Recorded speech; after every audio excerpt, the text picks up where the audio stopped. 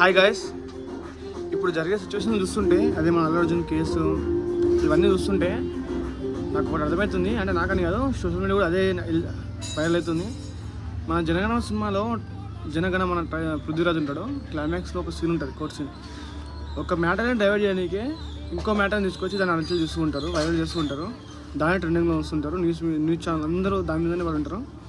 Same ఇప్పుడు బయట జరిగేది కూడా అల్లు అర్జున్ మీద జరిగేది కూడా అదే అంటున్నారు.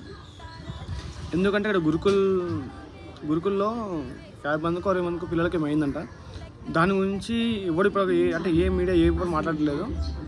మొత్తం మీడియా ఫోకస్ మొత్తం అల్లు అర్జున్ ఇంటి మీద, అల్లు అర్జున్ మీదనే ఉంది.